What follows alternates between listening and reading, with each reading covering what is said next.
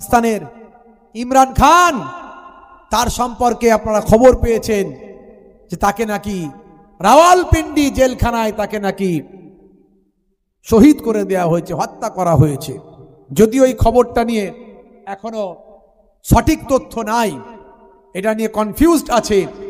তার পরিবারের অনেককে অ্যারেস্ট করা হয়েছে। পাকিস্তান উত্তাল, কখন কি হয়ে যায় সেটা আমরা জানি না। এত বড় একজন বিখ্যাত ব্যক্তি ইমরান খান, যিনি পরবর্তীকালে অনেক আল্লাহওয়ালা মানুষ হয়ে গিয়েছিলেন, যখন তিনি বাইরে বেরোতেন ভাই আমার, তার পকেটে থাকতো তসবিহ, হাতে তিনি তসবিহ নিয়ে কথা বলতেন এবং সর্ববৃহৎ একটা রাজনৈতিক দল তেহরিকে ইনসাফ পাকিস্তানে কায়েম করেছিলেন। সারা পাকিস্তান তার পক্ষে। ভাই আমার, সেই জায়গার সেই মানুষটা দীর্ঘদিন ধরে জেলখানায় বন্দী। তাহলে এত বড় রাজা, বাদশাহ, নেতা, মন্ত্রী কখন কার কি হয়ে যায় কেউ জানে না। তাই একমাত্র সর্বশক্তিমান আমার আল্লাহ, সে আল্লাহর পথে আমাদের ফিরে আসতে হবে। আল্লাহই পারেন আমাদের হেফাজত করতে, রক্ষা করতে।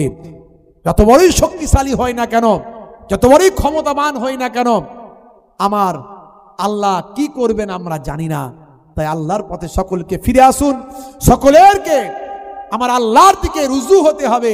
আমার আল্লাহ আপনারা আমার হেফাজতের দায়িত্বটা গ্রহণ করে নেবেন।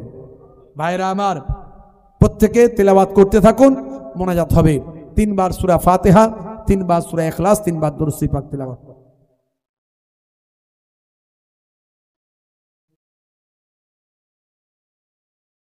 ওই যত মাদ্রাসা মাশাআল্লাহ।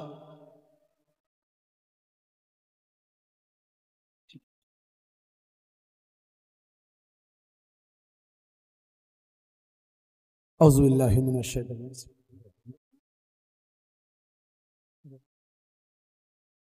ইয়াকা না'বুদু ওয়া ইয়াকা নাস্তাঈন। সবাই কি তাবারুক বসে খাবে না নিয়ে যাবে? বসে খাবে? যা দাঁড়িয়ে আছে অনেক মানুষ আছে, তো বসার জায়গা নাই, তো কি হবে?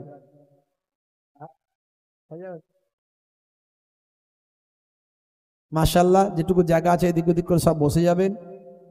আমার আলামিন সাহেবের পক্ষ থেকে, ওনার বাড়ির পক্ষ থেকে সকলকে দাওয়াত দিচ্ছি।